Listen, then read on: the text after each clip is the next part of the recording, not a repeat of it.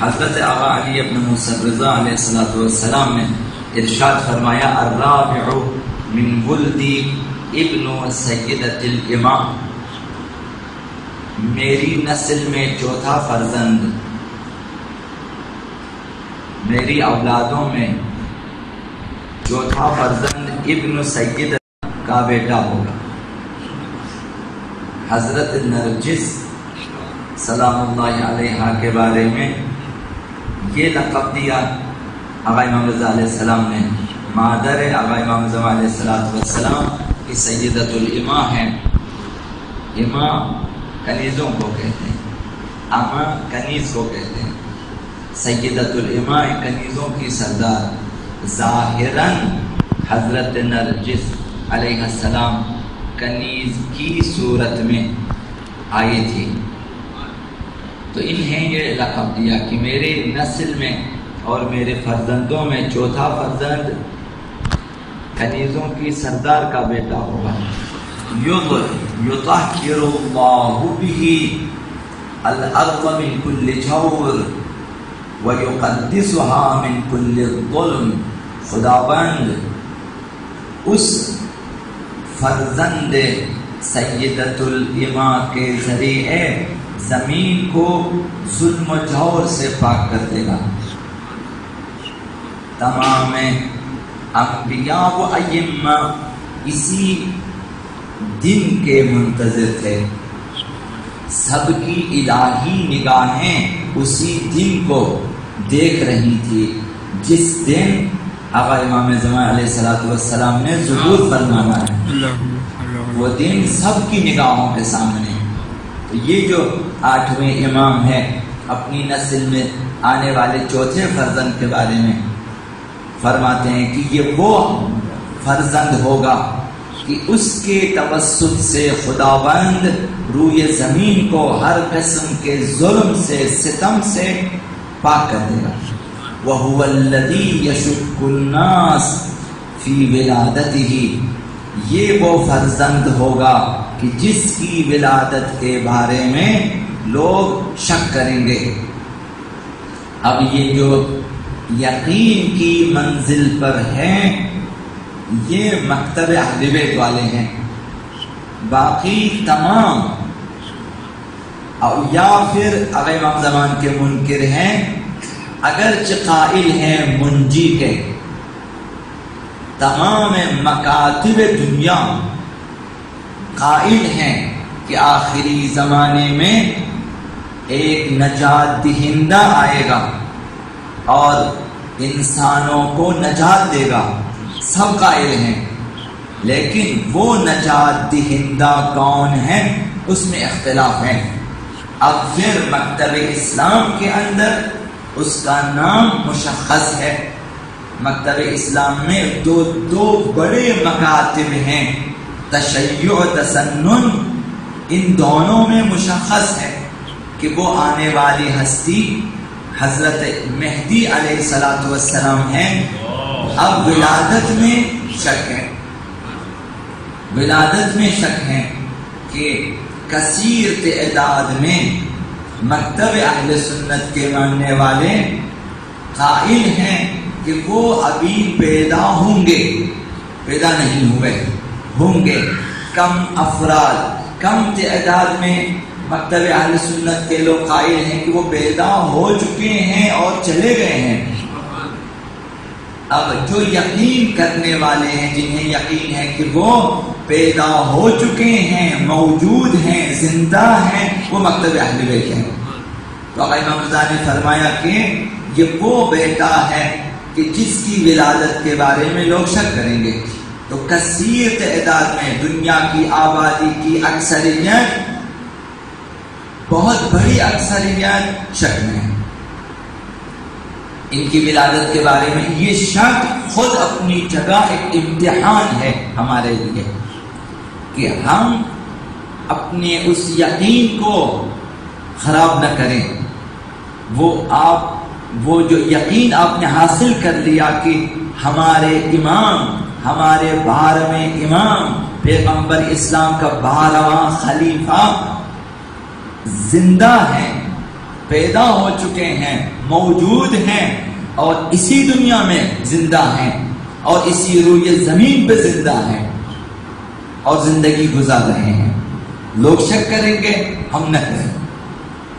فرمایا وَهُوَ صَاحِبُ الْغَيْبَةِ، میرا چوتھا فرزند صاحب غیبت ہے، اس کے لیے ایک غیبت ہے کہ وہ لوگوں کی نگاہوں سے اجل ہوں گے، لوگوں کی نگاہوں سے غائب ہوں گے قبل خروجہ، اس سے پہلے کہ وہ ظہور فرمائیں۔ ظہور سے پہلے غیبت حتمی ہے۔ تو یہ جو دور جس میں ہم اور آپ زندہ ہیں، یہ غیبت کا دور ہے، امتحانات کا دور، آزمائشوں کا دور۔ اس میں دنیا کی اکثریت آقا امام زمان کے بارے میں شک کریں گے، لیکن ہم نے اس شک کو دور رکھنا ہے، یقین کے ساتھ اس دور میں زندگی کرنا ہے۔ اگر ہم مرے اس دور میں، ہم اسی یقین کے ساتھ مریں گے۔ یہ مہم ہے، ایسا نہ ہو کہ زندگی کے کسی موڑ پہ، کسی لمحے پہ ہمیں شک گزرے کہ نہ معلوم کہ یہ 12واں امام پیدا ہو چکے بھی ہیں، زندہ بھی ہیں۔ شک نہیں ہونی چاہیے، ہمیں یقین واجب ہے۔ اگر شک کیا تو سوچیں کہ وہ جو مرگ جاہلیت ہے وہ انتظار نہیں، جاہلیت کی موت مریں گے۔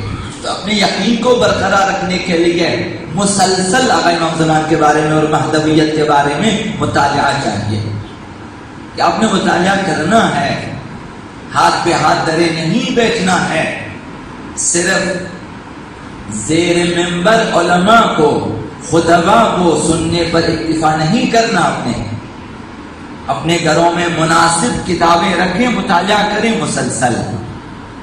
امام نے فرمایا وہ صاحب الغیبت قبل خروجہ، میرا چوتھا فرزند صاحب غیبت ہے، اس کے لیے غیبت ہے ظہور سے پہلے۔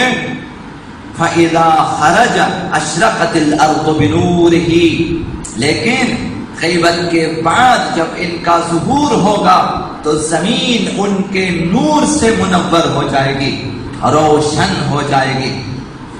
شیعیان اہل بیت کے لیے وہ دن یادگار خوشی کا دن ہے۔ از آغاز آفرینش تا روز قیامت ایسی خوشی کا دن نہ آیا ہوگا نہ آئے گا۔ وہ دن حقیقی عید کا دن ہے، تشیع کے لیے، نہ صرف تشیع کے لیے، انبیاء 1,24,000 انبیاء کے لیے، ان کے وصیوں کے لیے، ان کے نمائندوں کے لیے، لاکھوں اولیاء الہی، کروڑوں اولیاء الہی کے لیے اور ملینوں افراد تشیع کے لیے وہ انتہائی خوشی کا دن ہے، نہ صرف انسانوں کے لیے بلکہ اس دنیا سے جانے والے مردوں کے لیے بھی، نہ صرف مردوں کے لیے بلکہ عالم حیوانات میں اس سے بڑی خوشی کا دن نہ آیا ہوگا کبھی۔ از آسمان عرش تا فرش زمین اس دن جشن ہے، عید ہے، تو اس دن زمین روشن ہوگی۔ فَإِذَا خَرَجَ أَشْرَقَتِ الْأَرْضُ بِنُورِهِ، جب وہ ظہور فرمائیں گے تو زمین روشن ہوگی۔ يَضَعُ مِيزَانَ الْعَدْلِ بَيْنَ النَّاسِ، وہ جب آئیں گے تو پھر عدل کے ترازو قائم کریں گے، سب کے لیے، تمام افراد بشر کے لیے عدل کے ترازو قائم کریں گے۔ فَلَا يَظْلِمُ أَحَدٌ أَحَدًا، ان کے ظہور کے بعد پھر کوئی کسی پہ ظلم نہ کر سکے گا، کوئی کسی پہ ظلم نہ کر سکے گا۔ سب سے زیادہ خوشی کا دن وہ ہے کہ اس دن آپ دیکھیں کہ ظلم ختم ہو چکا، اب آپ جہاں بھی جائیں، جہاں بھی رہیں، جو بھی کریں، قوانین الہیہ کے مطابق آپ آزاد ہوں گے، اور آپ تصور بھی نہیں کر سکیں گے کہ کوئی آپ پہ ظلم کرے گا، کوئی آپ کا حق لے لے گا، یا کوئی آپ کا حق روکے گا، یا کوئی چھینے گا آپ سے۔ ایسا نہیں ہوگا۔ نہ صرف انسانوں پہ ظلم نہ ہوگا، بلکہ عالم حیوانات میں بھی، عالم نباتات میں بھی کسی چیز پہ ظلم نہ ہوگا۔ وَهُوَ الَّذِي تُطْوَى لَهُ الْأَرْضُ وَلَا يَكُونُ لَهُ ظِلٌّ۔ آج میں امام نے ارشاد فرمایا، وہ میرا چوتھا فرزند وہ ایسی ہستی ہے کہ زمین اس کے پیروں تلے روشن ہوگی اور اس کے جسم کا کوئی سایہ نہ ہوگا۔ چہرہ تو روشن ہے ہی ہے، پیروں تلے بھی جہاں چلے روشنی ہے، جب سائے کی جگہ روشنی ہے تو ان کے جسم کا سایہ نہ ہوگا۔ یہ ایسی ہستی ہے، اس قدر نورانیت ہے۔ فرمایا وَهُوَ الَّذِي يُنَادِي مُنَادٍ مِّنَ السَّمَاءِ، وہ ہستی ہے کہ جس کے لیے آسمان سے ندا دینے والا ندا دے گا، يَسْمَعُهُ جَمِيعُ أَهْلِ الْأَرْضِ، اس ندائے آسمانی کو تمام اہل زمین سن لیں گے، بِالدُّعَاءِ إِلَيْهِ، کہ وہ منادی تمام مخلوقات بشر کو آقا امام زمان کی طرف بلا رہا ہے، سب کو دعوت دے رہا ہے۔ اس دن ہماری خوشی کی انتہا نہ رہے گی جب ہم اپنے کانوں سے سنیں کہ منادی ندا دے رہا ہے، سب کو بلا رہے ہیں آقا امام زمان کی طرف۔ یسمعہ جمیع اہل الارض، تمام اہل زمین اس ندائے آسمانی کو سن لیں گے کہ اس میں پکار رہا ہے منادی بنی نوع بشر کو کہ الا ان حجت اللہ قد ظہر عند بیت اللہ، کہ لوگوں آگاہ ہو جاؤ، خبردار ہو جاؤ کہ بیت اللہ کے پاس حجت خدا نے ظہور فرمایا ہے، حجت خدا کا ظہور ہو چکا ہے۔ کیا اس دن اس ندا کو سننے کے لیے اگر ہم اپنی عمر بھر دعا کریں کم ہے کہ خدایا وہ دن کہ جس دن تیرے آسمان سے وہ منادی تیری طرف سے ندا دے تو ہم بھی سن لیں، اور اس طرح سن لیں کہ ہم ظہور کو پالیں، اس طرح ہم ظہور کو پالیں کہ خدمت آقا امام زمان میں پہنچیں، اس طرح خدمت آقا امام زمان میں پہنچیں کہ ہمیں ان کی خدمت گزاری کا موقع ملے۔ سعادت یہ ہے، سب سے بڑی سعادت یہ ہے کہ اس کے لیے ائمہ اطہار نے ہمیں حکم دیا کہ دعا کیا کریں، ان کی خدمت میں پہنچنے کی دعا، حتیٰ قبروں سے اٹھا کر لانے کی دعا۔ فاخرجنی من قبری معتذرا کفنی شاہرا سیفی، تلوار سون کے کفن پہن کے نیزہ بردار مجھے قبر سے اٹھا لے۔ ظاہراً ہم سوچیں گے کہ عجیب دعا ہے کہ قبر میں انسان کا جسم گل چکا ہے، خاک بن چکا ہے، پھر بھی ہم دعا کرتے ہیں خدا اٹھانا مجھے۔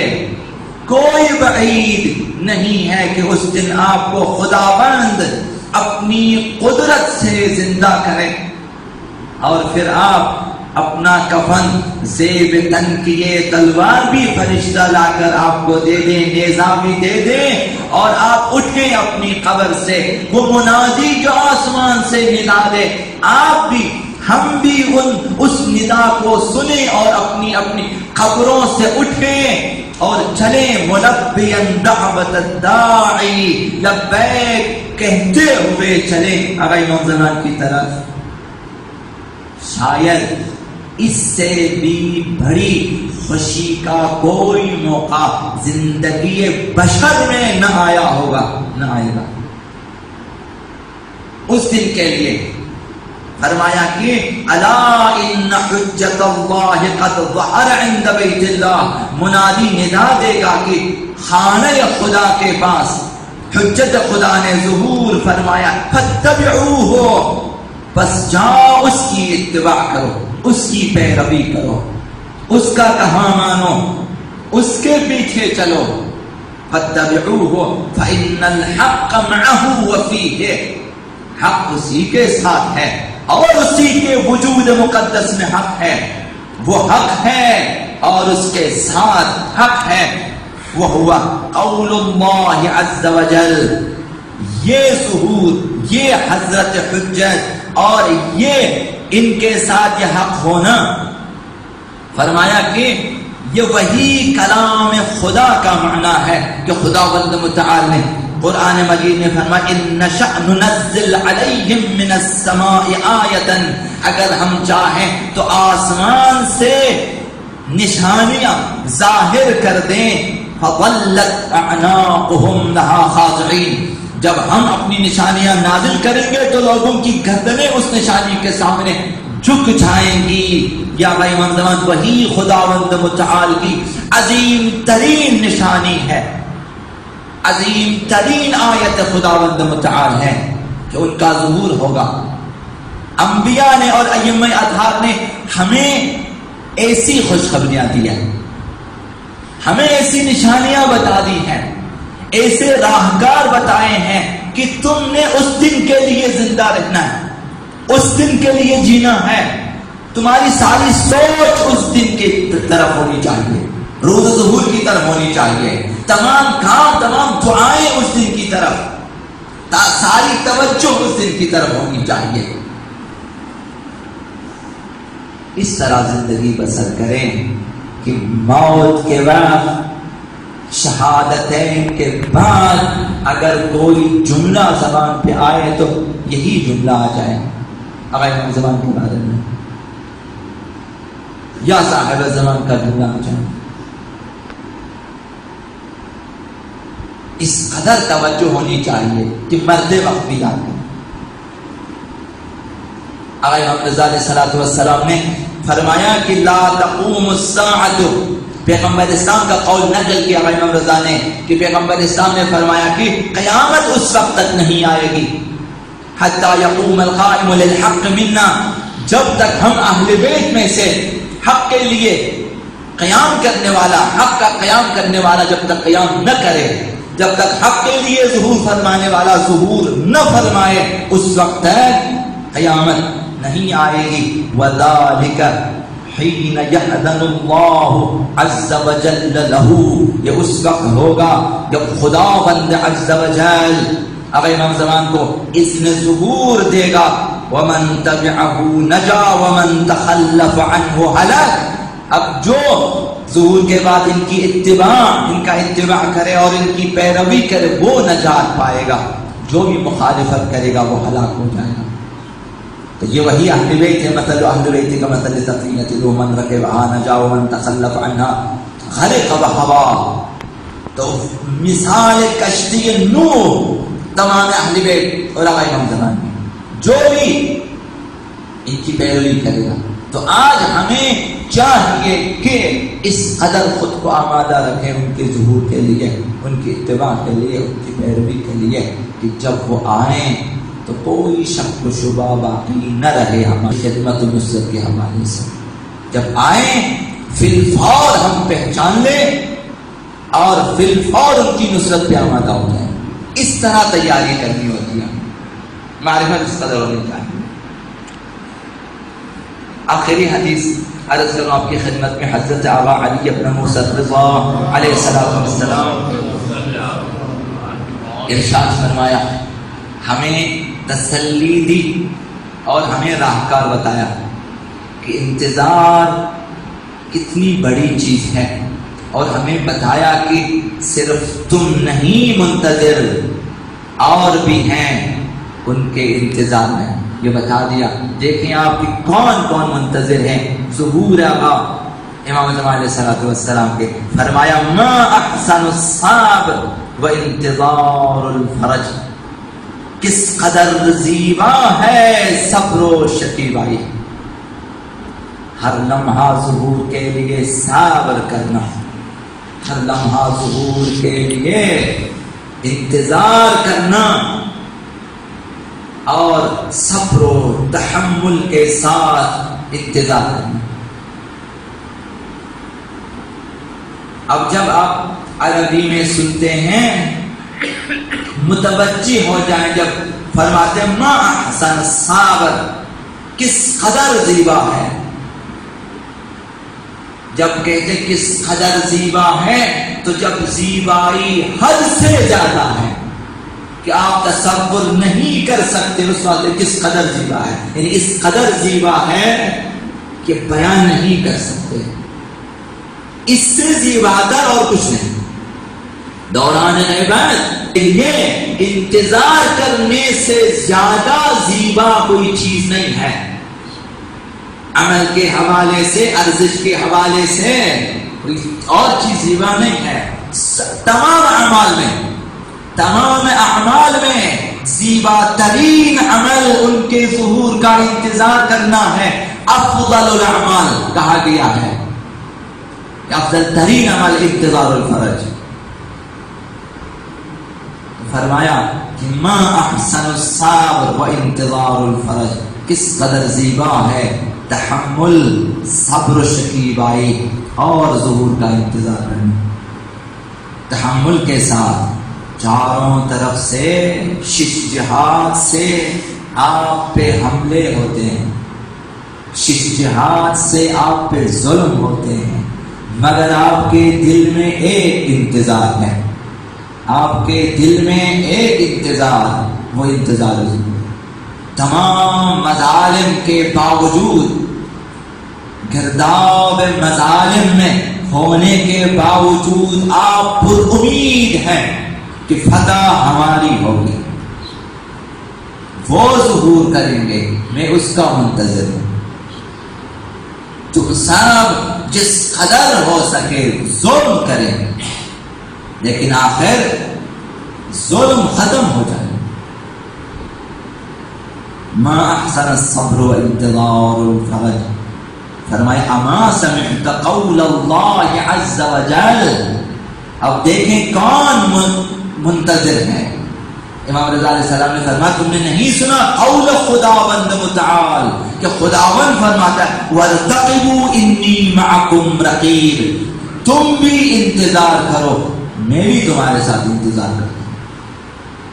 خدا منتظر ہے بھائی مسلمان، خداوند اس انتظار میں ہے کہ دنیا آمادہ ہو جائے، ملت تشیع آمادہ ہو جائے ان کی نصرت کے لیے، اور آگے امام زمان ضرور کرے۔ یہ انتظار خدا کو بھی ہے۔ فرمائے وَارْتَقِبُوا إِنِّي مَعَكُمْ رَقِيبٌ، اور فَانْتَظِرُوا إِنِّي مَعَكُمْ مِنَ الْمُنْتَظِرِينَ۔ پیغمبر اسلام کو سے فرمایا کہ آپ ان سے کہیں کہ تم بھی انتظار کرو میں بھی تمہارے ساتھ انتظار کروں۔ انبیاء منتظر ہیں، خدا منتظر۔ تو فرمایا دیکھیں ہمیں کن کے ساتھ صف انتظار میں ملا دیا امام رضا نے۔ سب منتظر ہیں، تم سب انبیاء سے ادھر ادھر نہ ہونا، تمام انبیاء منتظر کھڑے ہیں، تمام ائمہ منتظر بیٹھے ہیں، مخدرات عصمت بیویاں منتظر، مریم و آسیہ و خدیجہ و زہرا یا مرضیہ منتظر ہیں سلام اللہ علیہ۔ اور ائمہ اطہار منتظر ہیں، شہداء منتظر ہیں، حسین و اکبر و عباس و قاسم و عون و محمد منتظر ہیں، اصحاب باوفا منتظر ہیں، خاک و خون میں غلطاں شہداء منتظر ہیں، سرہائے بریدہ منتظر ہیں۔ فعلیکم بالصبر، یہ سب منتظر ہیں تو تم پہ واجب ہیں کہ تو بھی صبر کریں، تحمل کریں، انتظار کریں۔ فعلیکم بالصبر فإنه انما یجیء الفرج علی الیأس، وہ ظہور تو ہوگا ہی، وہ ظہور تو ہوگا ہی مگر نا امیدیوں کے بعد۔ دیکھیں اکثریت نا امید ہو جائے گی، تم اس اکثریت میں نہ ہونا جو نا امید ہو جائے گی، تم اس اقلیت میں رہیں جو پر امید ہے، جو منتظر ہیں، جو صبر کرتے ہیں۔ فرمایا کہ فعلیکم بالصبر فإنه انما یجیء الفرج، ظہور ہوگا علی الیأس، نا امیدی کے ساتھ۔ فقد کان الذین من قبلکم اصبر منکم، تم سے پہلے جو لوگ تھے وہ تم سے زیادہ صبر کرنے والے تھے۔ ظاہراً ہم نزدیک ہیں ظہور کے، وہ کس قدر دور تھے، انہوں نے صبر کیا۔ آدم و نوح و شیس نے صبر کیا، کس قدر دور تھے ظہور قیام زمان سے، صبر کیا۔ یوسف و یعقوب و اسحاق نبی نے صبر کیا، عیسیٰ و موسیٰ و ابراہیم نے صبر کیا، انتظار کیا۔ ظہور بشارتیں دی، وہ تو نزدیک ہے، کس قدر صبر کرتے ہیں۔ کربلا میں شہداء کربلا نے صبر کیا، اس قدر صبر کیا کہ اس راہ میں اپنی جانیں نچھاور کر دی اور منتظر بیٹھے کربلا میں۔ شہداء سروں کو کٹا کر منتظر ہیں، تو وہ لوگ زیادہ صبر کرتے ہیں، تم تو نزدیک ہو، تم تو آخری زمانے میں، تو فرمایا کہ اس سے پہلے جو لوگ تھے وہ زیادہ صبر کرتے ہیں۔ یہ ہمیں حوصلہ دے رہے ہیں، تم صبر کریں، تم سے زیادہ صبر کرنے والے گزرے ہیں۔ تو موت کچھ بھی نہیں، موت اس لیے بھی کچھ بھی نہیں کہ جب بات ہوتی ہے ظہور کی، اس وقت موت کی حیثیت ختم ہو جاتی ہے۔ یہاں موت یعنی ہچ، جب ظہور ہوگا تو مردے زندے ایک ہو جاتے ہیں۔ وہ لوگ جو منتظر تھے اس روئے زمین پہ، پھر یہاں سے گئے، اس دنیا سے گئے، یا شہید ہو کر گئے یا طبیعی موت مرے لیکن انتظار میں مرے، وہ بھی زندہ ہوں گے۔ تو موت اپنی معنی کھو دیتی ہے کہ جب بات ہو جائے غیر زمان کی، اس وقت موت حائل نہیں بن سکتی، موت رکاوٹ نہیں بن سکتی ہے۔ کس قدر با ارزش ہے، کس قدر با اہمیت عنوان ہے، موضوع ہے یہ موضوع ظہور، یہ عقیدہ ظہور کہ خداوند متعال اس کے لیے فرمایا کہ اگر مر بھی جاؤ تو ہم تمہیں زندہ کریں گے، اور بہت سے افراد کو ہم زندہ کریں گے۔ تو ہمارا وظیفہ یہ ہے کہ کام کے ساتھ، ایمان کے ساتھ، اعمال کے ساتھ، انتظار ظہور کے ساتھ یہ دعا بھی کہ خدایا اگر میں مروں تو مجھے زندہ کرنا ضرور ملے گی خداوند متعال کی بارگاہ سے۔ تو جو مؤمنین منتظرین چاہتے ہوں گے کہ وہ آئیں غیر زمان کی خدمت میں جان نچھاور کرنے کے لیے، تو وہ واپس آ جائیں، اس وقت آپ واپس آ سکتے ہیں، ہم بھی واپس آ سکتے ہیں۔ یہ لیاقت، یہ استعداد چاہیے کہ ہم اپنے اندر پیدا کریں، ایمان کے ذریعے، واجبات کی انجام دہی کے ذریعے، ترک محرمات کے ذریعے، توبہ و استغفار کے ذریعے، گناہوں کو ختم کر کے، نیکیوں کو زیادہ کر کے، معارف مہدویت کو اپنے اندر بڑھا کر ہم یہ استعداد، یہ شائستگی پیدا کر سکتے ہیں کہ اولین و آخرین حسرت کریں گے کہ یہ کیسے لوگ ہیں جو مرتے بھی ہیں دوبارہ